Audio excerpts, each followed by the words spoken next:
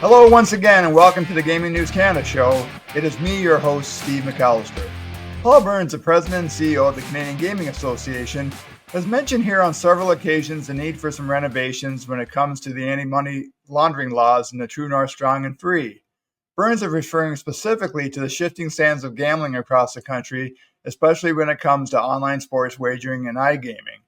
The urgent need to modernize Canada's AML framework is one of the topics for discussion at next week's Canadian Gaming Summit inside the Metro Toronto Convention Centre.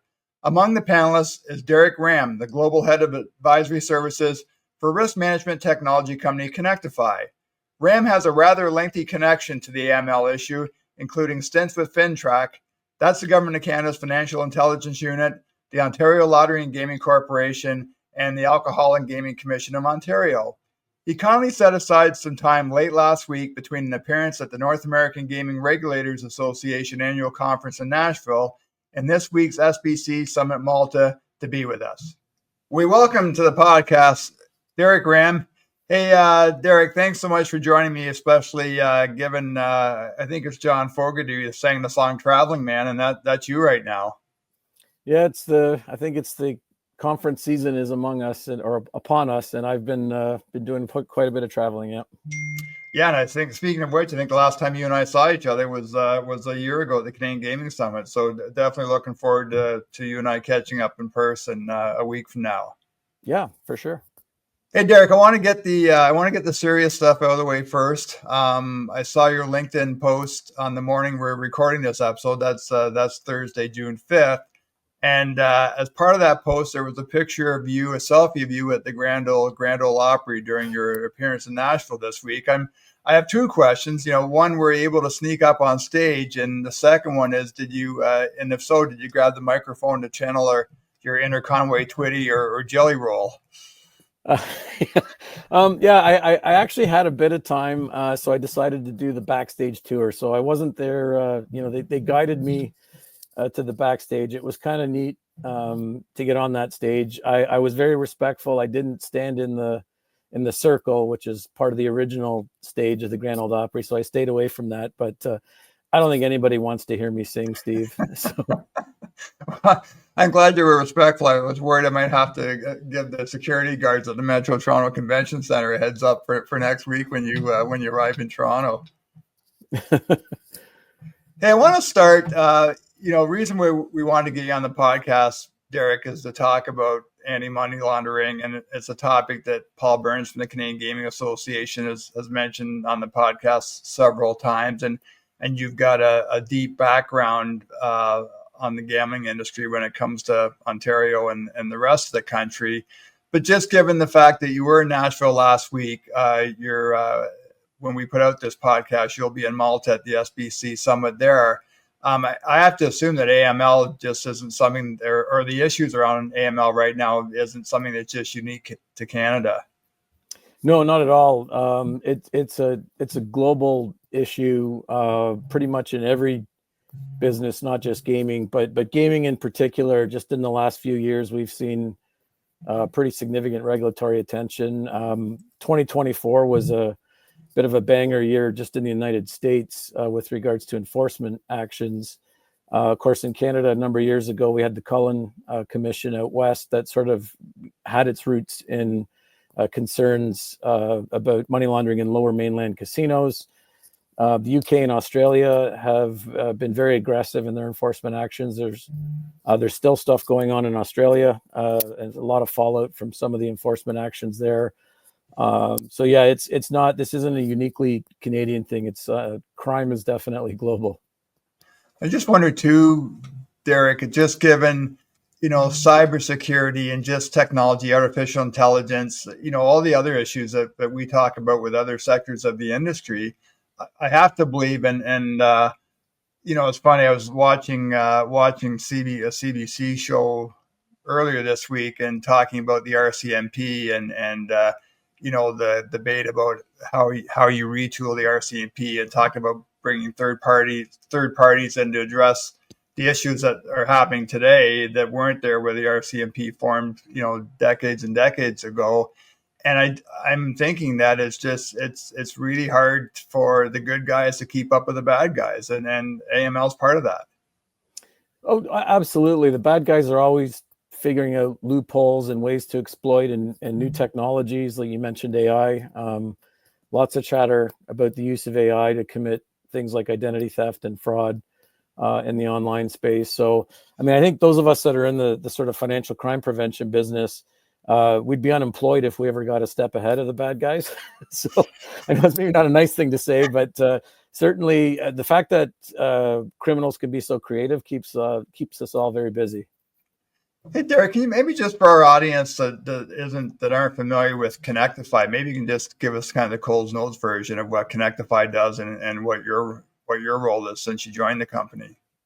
Sure. Yeah, I joined them about 18 months ago. I left the Alcohol and Gaming Commission of Ontario, and Kinectify intrigued me because it's the only company I'm aware of that's in the gaming space that's purely dedicated to AML compliance and prevention.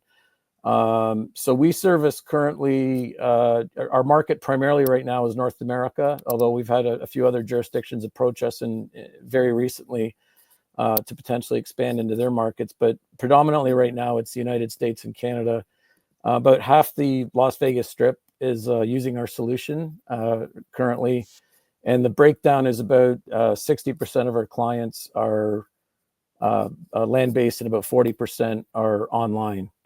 And we have there's generally a decent mix as well between commercial and what we call tribal in the United States, or First Nations gaming, as we say it here in Canada. Right. So what's really unique is because what I think that's kind of neat about Kinectify, why I joined them, is we leverage Microsoft Azure, which is effectively like cloud computing, if you want to use that term, but it allows us to process billions of transactions in an instant. And so we can run, real-time analytics. We can run very, very quick analytics and very quickly point out to the operators, where there's areas of concern. The operators can customize that based on their own risk tolerance and how they do business. And I think one of the coolest things that I've seen is that we're able to populate suspicious activity reports completely automated, write everything down from the transactions to the narrative. And so that's a pretty massive time saver for AML compliance teams. And is Kinectify doing much in the Ontario marketplace right now, Derek? Yeah, well, we're licensed with the Alcohol and Gaming Commission. We do what we call the AML back office. So my role at Kinectify, I'm not really a techie guy. I head up the advisory side of our business, which includes managed services. So we have a team that will effectively run the back office for operators where it makes more financial sense for them to outsource compliance. So we do the back office for a number of Ontario operators at the moment. I just want to get you, can you just give us a bit of a read on kind of the state of AML in Canada right now as it relates to the gaming industry? And again, you speak from a place of expertise. You worked at FINTRAC. You've been around this industry for a while now, but how would you describe just the whole AML problem? Not the right word, but I guess what are the challenges for FINTRAC right now? And again, I'm assuming that probably the explosion of online gaming has probably had a role to play in this as well. Somewhat. I think there's some problems, I think, related to the introduction of online gaming that aren't the fault of the industry. And I think, we'll probably get into that a bit. It's really more about just capabilities and technology.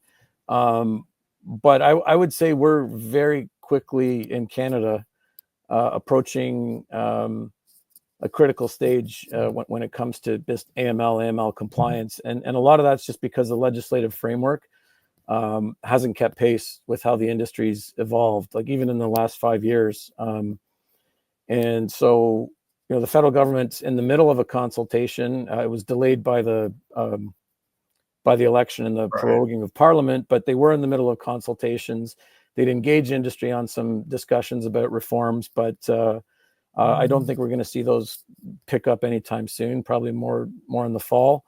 But then in the middle of all this, just this week, the government dropped Bill C2.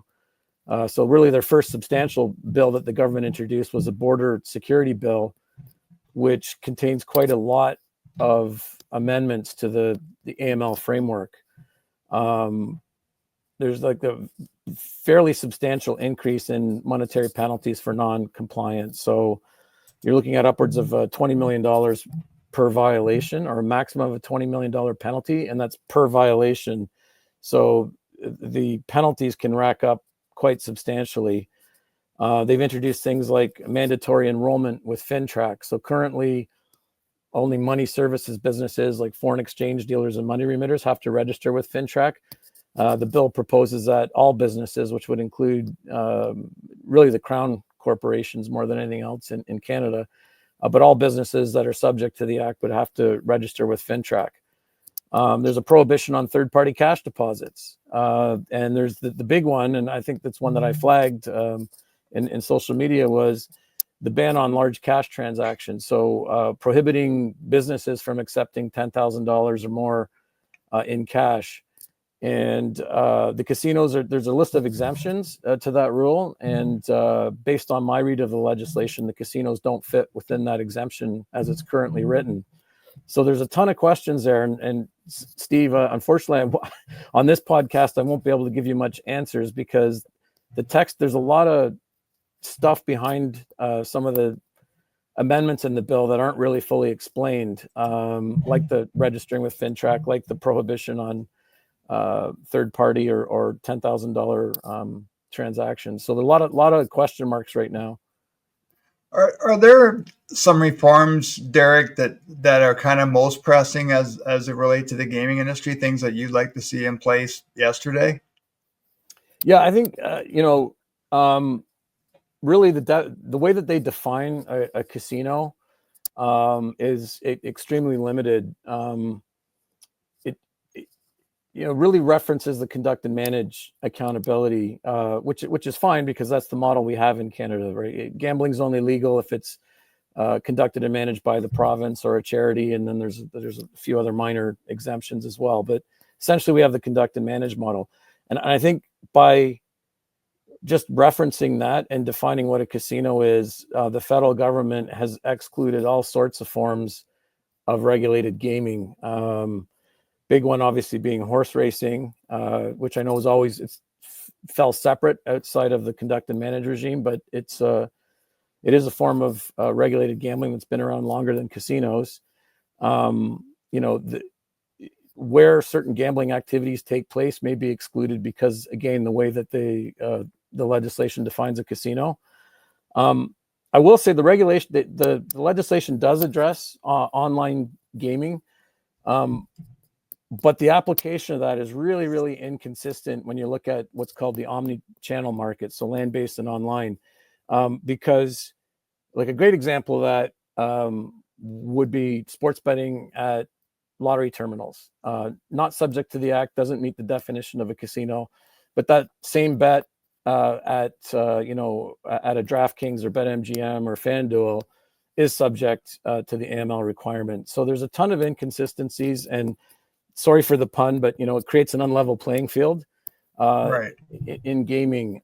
So I think the Canadian Gaming Association has been very active on this file. We've got a working group. I sit on the board of the CGA, I should say, Right.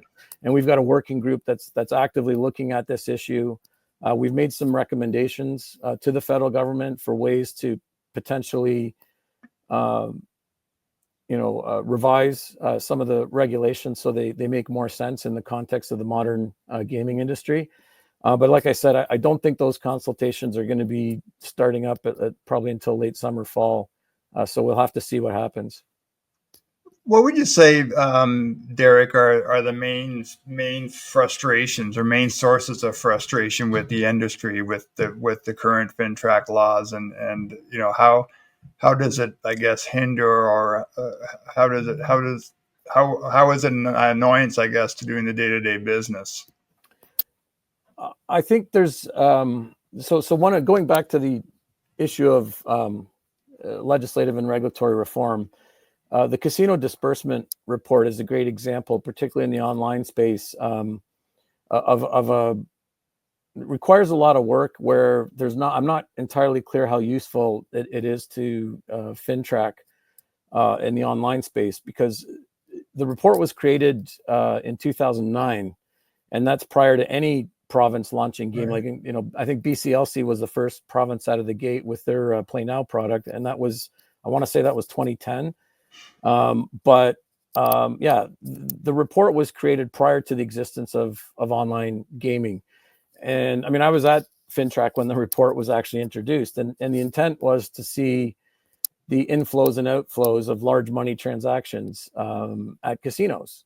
So you can see the players that were coming in with big money and potentially leaving with big money.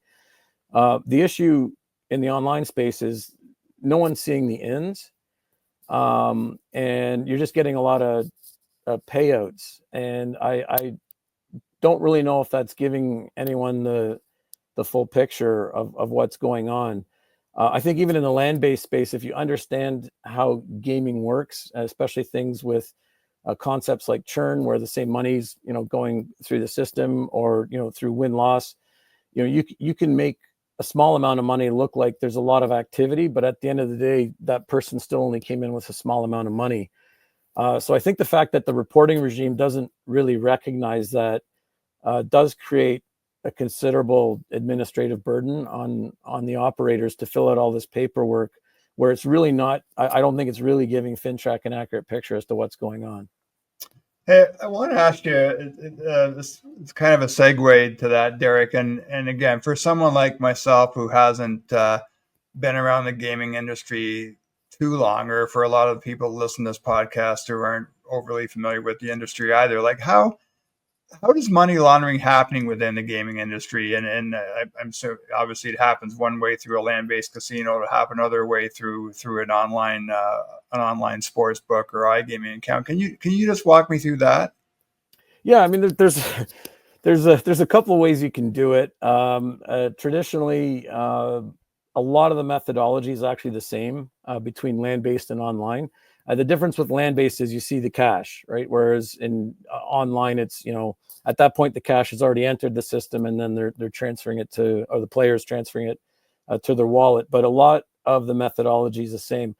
I would say probably the most common one is just minimal play or structuring transactions. So structuring transactions to avoid the regulatory reporting thresholds. Or just putting a lot of in the online space, like loading up your player account and not really gambling, and then transferring the money out to make it look like that you've got the money from gaming activity.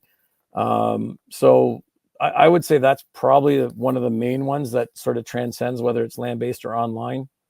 Just bad guys bringing in funds, wanting them to look like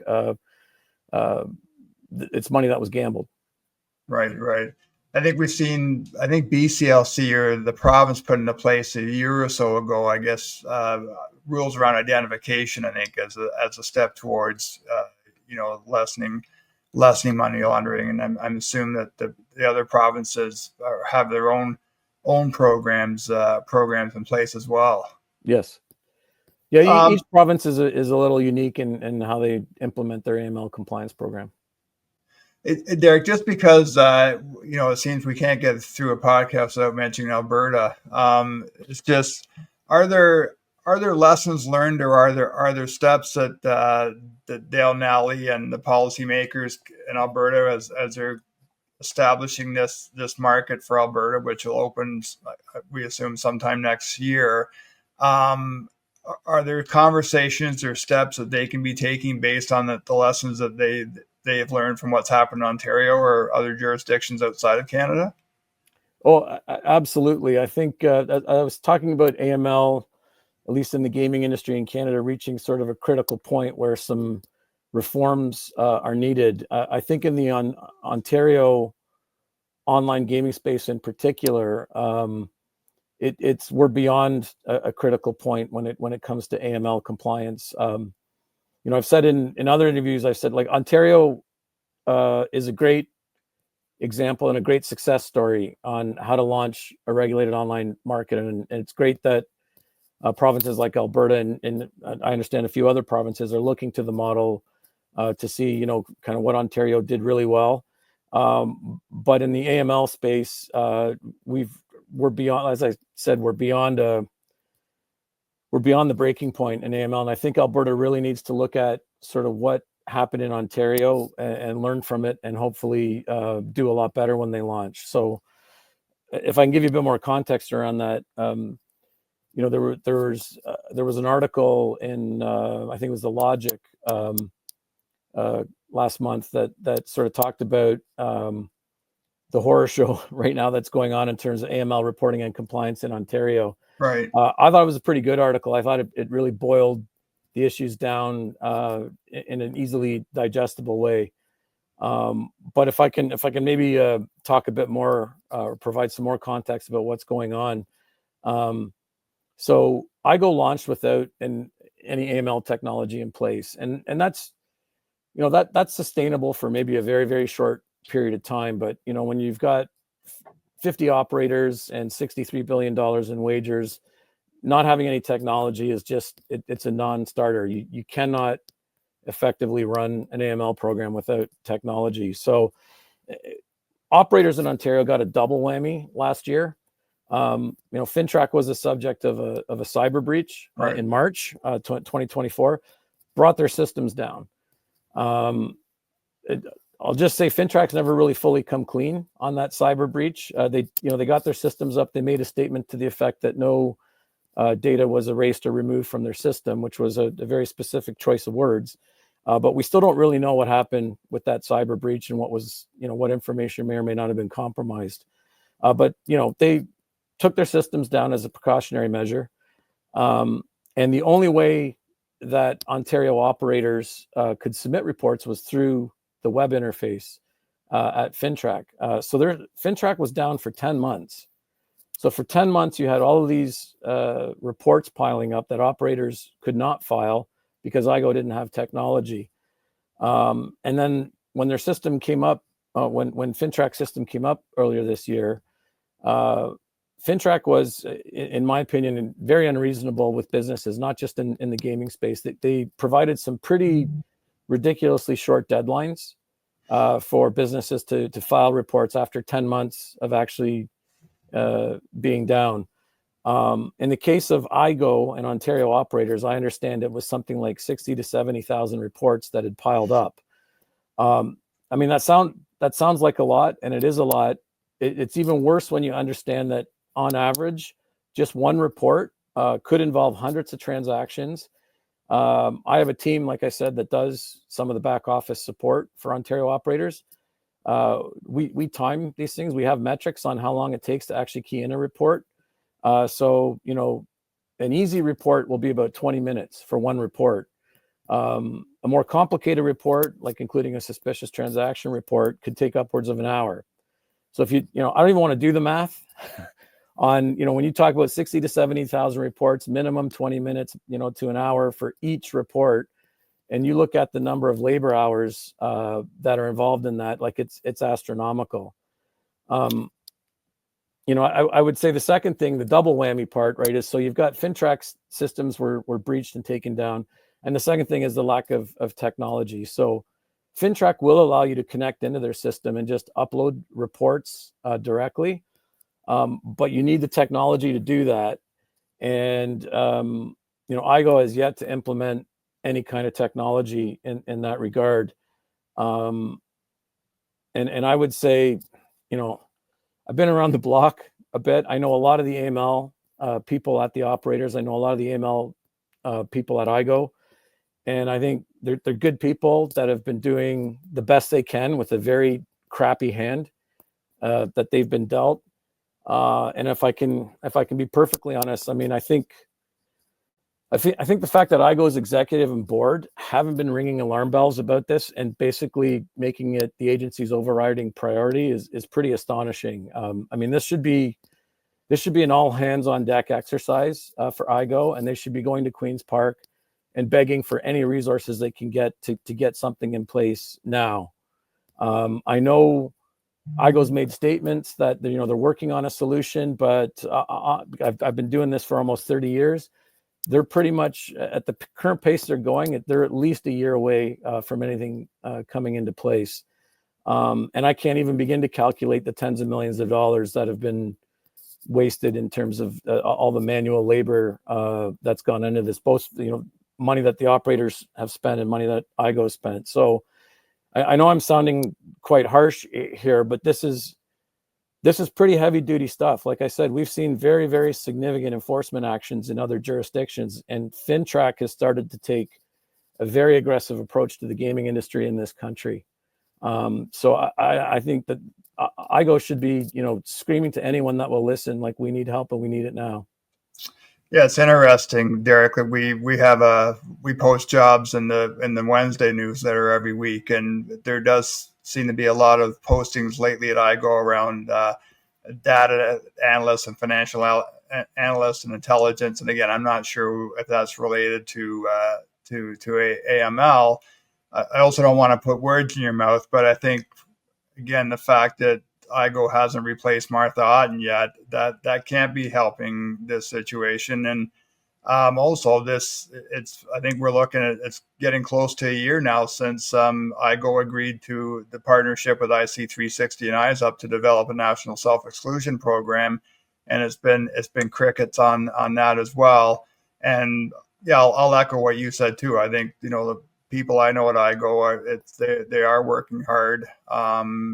Again, I wonder if this is just a casualty of trying to get a market up really, really quickly, and now you're playing catch up. And when you have a curveball thrown at you like FinTech's tech crashing for 10 months, that this is a result. Yeah, I think it was already hitting the breaking point, and then that cyber incident that brought FINTRAC system down was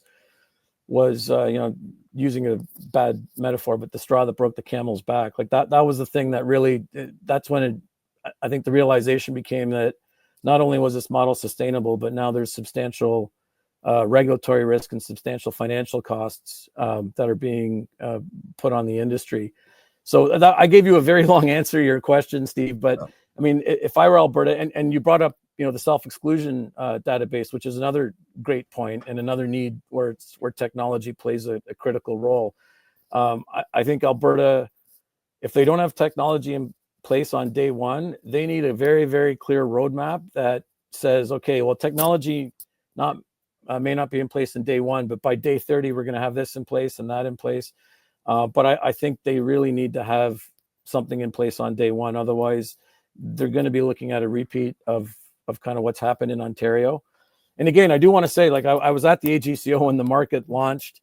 I think Ontario did a ton of stuff right, but I'm an AML guy at heart, and I think AML is a big time lesson learned for other provinces that are looking to get into this.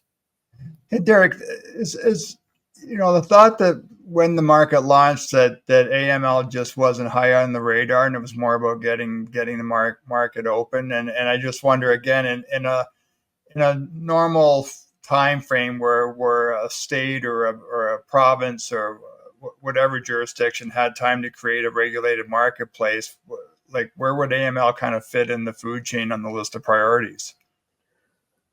I don't want to be biased here, but I think AML is got to be in the top 3 to top 5 things that needs to be addressed. I mean, there's a significant federal regime surrounding AML in Canada.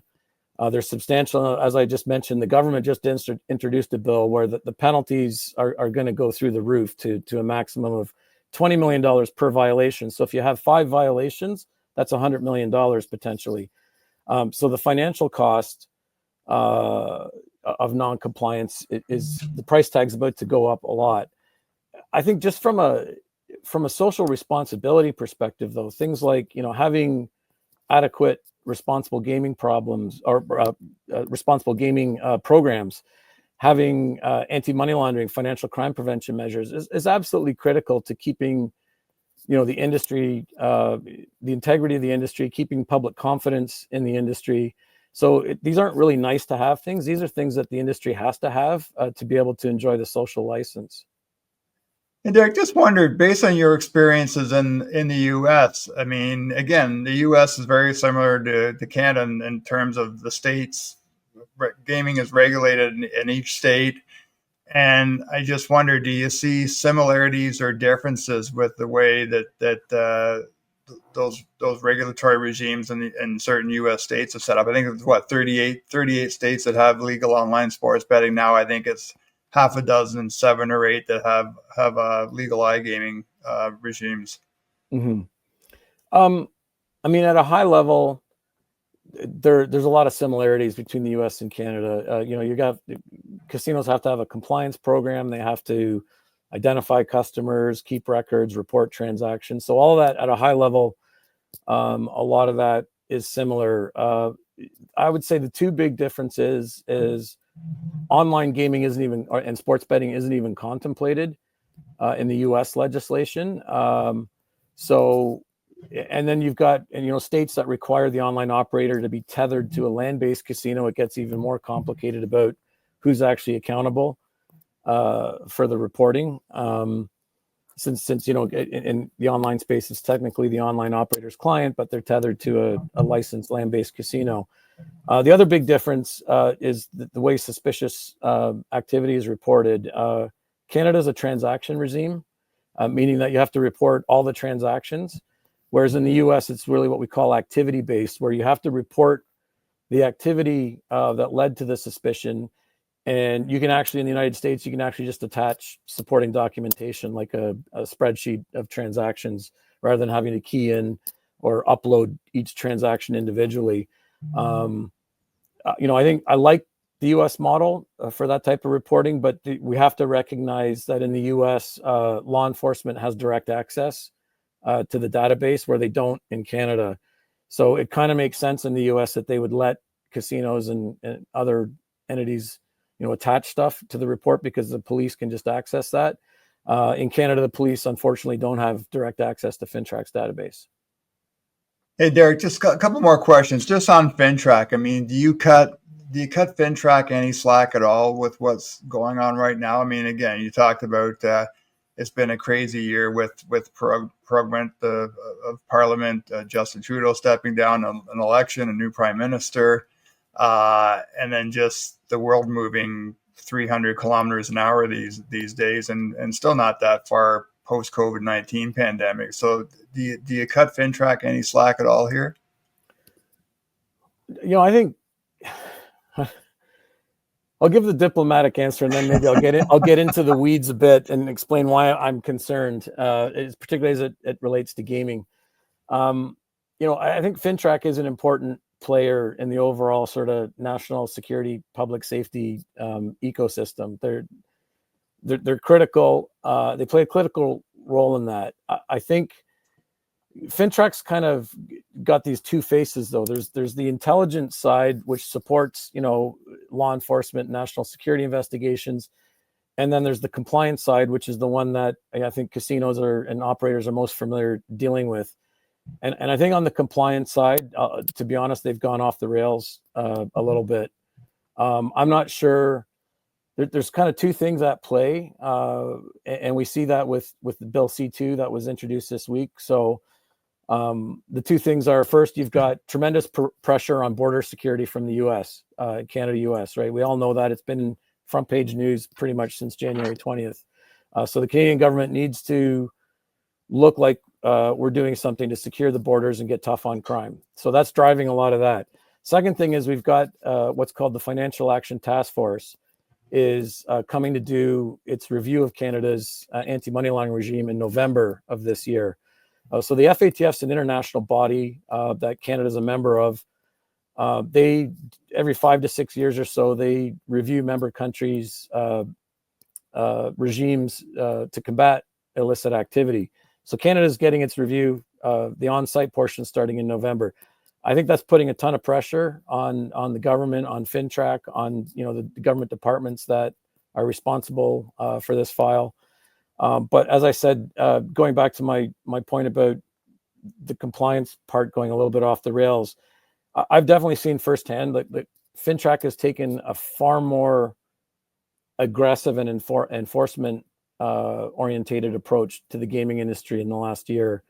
I'm aware that FINTRAC has actually leveled penalties against a few casino operators in the last few months. Those penalties aren't public because there's some unique quirks in the legislation where FINTRAC's only allowed to disclose that they've made these penalties when certain conditions are met.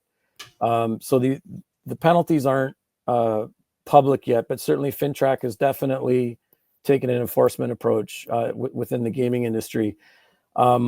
I'd also say, going back to your earlier question about the differences between Canada and the US, we've seen significant enforcement action in the United States last year, right? A lot of Las Vegas Strip properties were dinged quite heavily. I mean, Wynn had that $130 million settlement. The thing is, in the United States, though, when you look at their enforcement actions, they're almost always tied to some type of criminal activity. Illegal bookies that were running around in the casino, and the casino really wasn't doing anything about it. In the case of the Wynn prosecution, it was illegal money remitters that were transferring money into Wynn player accounts from questionable sources. So you've got enforcement actions that are tied to actual substantial criminal activity. The FINTRAC enforcement actions, at least the ones that I've seen this year in the gaming industry, there's absolutely no suggestion that any criminal activity took place. They're largely what I would call administrative issues, where like, you were missing this policy, or you didn't take this prescribed risk factor into account. And I think, honestly, that comes from a fundamental lack of understanding about how the gaming industry in this country works. So, first off, you've got the conduct and manage crown agencies. Most provinces, you've got a gaming regulator. These are not entities that are going to be willfully non-compliant. A quick phone call, and because I used to work at the Alcohol and Gaming Commission, a quick phone call to the Alcohol and Gaming Commission saying we're really concerned about this. I guarantee you, because the AGCO holds that operator's license, if the AGCO says you need to fix this and you need to fix it now, they're going to fix it. I have yet to come across anyone in the Canadian gaming industry that's willfully non-compliant. So I think the enforcement approach is very heavy-handed and shows a bit of lack of understanding about the dynamics of the gaming industry in this country. Right, and then we've also heard that as it relates to other places as well. Last question, Derek. You mentioned earlier about you chairing an AML committee right now within the Canadian Gaming Association. Is there a priority or a focus, or is there a win to be gotten out of this committee? Like, what is kind of what's the focus of this committee moving forward? Well, right now the focus, because the legislation is actually open for review, what we're really hoping is to get some reforms that actually make sense for the industry, that address critical issues like money laundering and other crimes that can happen in gaming. So we're not, we want those to be addressed, but we want them to be addressed in a way that makes sense for the industry and that creates a level playing field for everyone that is involved in regulated gaming. So, like I think those discussions are probably going to start up later this summer, early fall, and we're really hoping that we can participate them and like I said, get a compliance regime in place that makes sense for the way gaming works in this country. That is Derek Ramm, the Global Head of Advisory Services at Kinectify. Derek will be on a panel at the Canadian Gaming Summit with, I believe, Brian Terranova from FanDuel, and the moderator will be friend of Gaming News Canada, Amanda Brewer. And I think, Derek, that's on the Wednesday. That's on the first day of the official conference, yes. Correct? It is. On the 18th, June 18th, next week.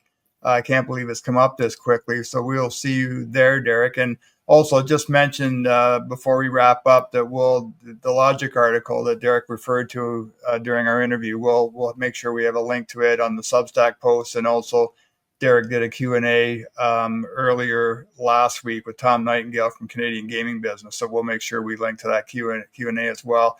Hey, Derek, really great to see you in person, even if it's virtually. But look forward to grabbing a cappuccino or just rubbing elbows somewhere in Toronto next week while we're both at the summit. For sure. Thanks for having me, Steve. That's it for this episode of the Gaming News Canada. As always, you can find us at gamingnewscanada.ca. These podcasts are also available on your favorite podcast app, and we also have the video version on the Gaming News Canada YouTube channel. Again, thanks very much to Derek Ramm for joining us today, and we will see everybody, I guess we'll see everybody, or a lot of you, next week in Toronto at the Canadian Gaming Summit.